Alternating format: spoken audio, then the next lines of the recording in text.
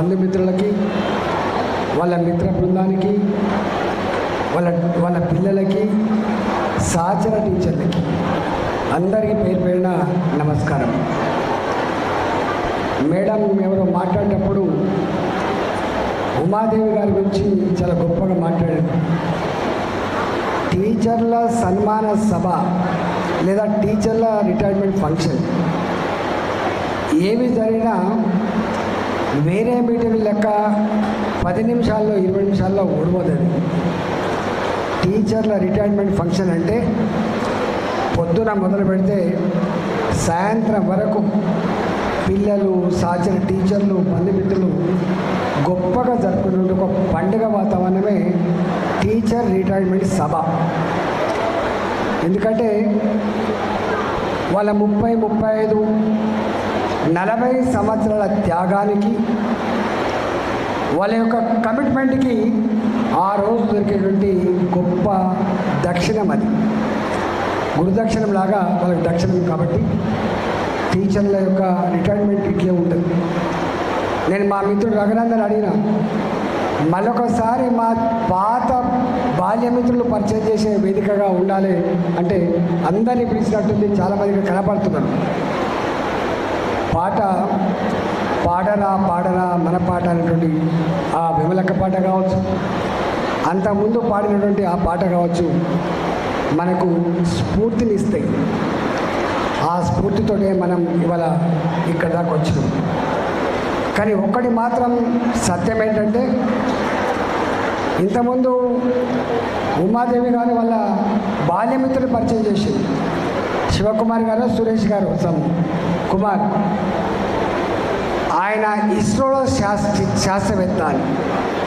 అంటే ఒకనాడు ఇవాళ అమెరికాలో ఉండేటువంటి గొప్ప గొప్ప డాక్టర్లు కావచ్చు, ఇవాళ సైంటిస్టులు కావచ్చు, వాళ్ళు ఆనాడు కాన్వెంట్ స్కూళ్ళలో చదివిన వాళ్ళు కాదు, వాళ్ళు ఇంగ్లీష్ మీడియం స్కూళ్ళలో చదివిన వాళ్ళు కాదు. వాళ్ళంతా గవర్నమెంట్ స్కూళ్ళలో చదువుకొని ఆ స్థాయికి వచ్చిన విద్యార్థులు మాత్రమే. ఆనాడు ఉన్న వాళ్ళ పిల్లలైనా, పేదవాళ్ళ పిల్లలైనా గదే యూనిఫామ్తో అందరూ గక్కడే చదువుకొని గొప్పగా ఎదిగలే తప్ప ఇవాటిలాగా 10 లక్షల రూపాయల సంవత్సర ఫీజు, 10 లక్షల ఫీజు ఉండేటువంటి స్కూల్ ఒకవైపు, కార్పొరేట్ విద్య ఒకవైపు, గరీబోళ్ళు చదివే విద్య మరోవైపు ఇవాళ బైఫర్కేట్ అయిపోయింది, విడదీయబడ్డది. ఇవాళ గవర్నమెంట్ స్కూళ్ళలో చదివే పిల్లలంతా కూడా పేద పిల్లలు లేదా లోవర్ మిడిల్ క్లాస్ పిల్లలు తప్ప ఉన్న వాళ్ళ పిల్లలు ఎక్కడా ఇక్కడికి వస్తలేరు. అయినా ఇవాళ 27-20 లక్షల మంది పిల్లలు గవర్నమెంట్ స్కూల్లో చదువుకుంటూ ఉన్నారు. ఇవాళ నిజంగా ఈ దేశంలో పేదరికం పోవాలన్నా, ఈ దేశంలో అంతరాలు పోవాలన్నా, ఈ తరం ఈ జాతుల్లో ఉండే పిల్లలకు నిజమైన విద్య వస్తే, వాళ్ళు కనుక వాళ్ళ కాళ్ళ మీద బతికేటువంటి సత్తా ఇస్తే అప్పుడు సమాజం సిద్ధించే ఆస్కారం ఉంటుంది తప్ప ఈ వర్గాల పిల్లలు ఉన్నతంగా చదవకుండా, గొప్పవాళ్ళు కాకుండా సమాజం సిద్ధించేటువంటి ఆస్కారం లేదు. 79 సంవత్సరాలు గడిచిపోయింది ఈ దేశంలో.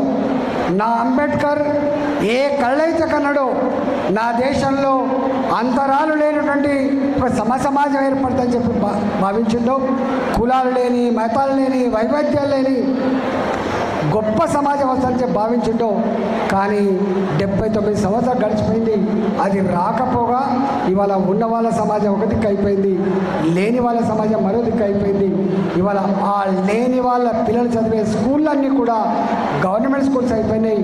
ప్రైవేట్ స్కూళ్ళకు ధీటుగా ఇవాళ ఏ రెసిడెన్షియల్ స్కూళ్ళ వ్యవస్థ అయితే వచ్చిందో ఆ రెసిడెన్షియల్ వ్యవస్థ స్కూళ్ళల్లో కూడా మనం ఈ మధ్య చూస్తూ ఉన్నాం. వాళ్ళకి డైట్ ఛార్జెస్ చక్కగా లేక, సకాలంలో అనేక సమస్యలు పరిష్కారం కాకపోతే పిల్లలు ఎట్లా అస్వస్థతకు గురవుతున్నారో, ఎంత ఇబ్బంది పడుతున్నారో నేను చెప్పాల్సిన లేదు. ఇక గవర్నమెంట్ స్కూళ్ళ పరిస్థితి అయితే చెప్పనలవి కాదు. ఇవాళ క్వాలిటీ టీచర్లు ఉండేది గవర్నమెంట్ స్కూళ్ళల్లో, అలా సందేహం లేదు.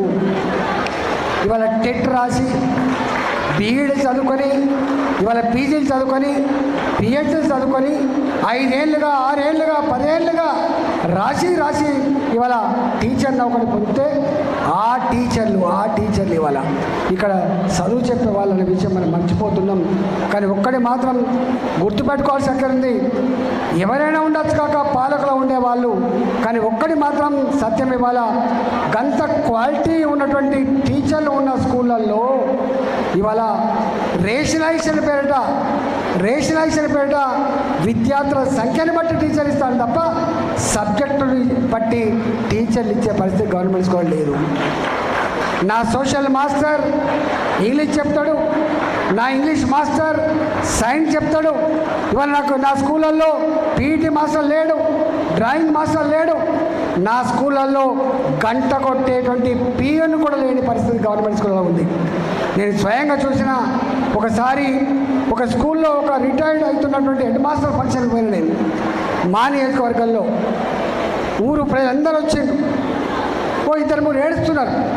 ఎందుకు ఏడుస్తున్నారని చెప్పి అడిగిన, సార్ ఇగో ఈ హెడ్ మాస్టర్ ఎవరు రాకముందే తాళం చేయి పట్టుకొని స్కూల్కి వచ్చేది, ఎవరు రాకముందే ఇగో మా హెడ్ మాస్టర్ తాళం తీసేది, మా హెడ్ మాస్టరే అప్పుడప్పుడు ఎవరు లేకపోతే గంట కొట్టేస్తారు, గా హెడ్ మాస్టర్ ఇలా రిటైర్డ్ అవుతున్నాడు, అందుకనే కన్నీళ్ళు వస్తున్నాయని చెప్పి ఇవాళ గవర్నమెంట్ స్కూళ్ళలో 27-28 లక్షల స్కూలు, 27-28 లక్షల మంది విద్యార్థులు చదివే గవర్నమెంట్ స్కూళ్ళలో పీఈటీ మాస్టర్ లేడు, సబ్జెక్టు వారీగా టీచర్లు లేరు, ఇవాళ అటెండర్ కూడా లేని పరిస్థితి దాపరించింది.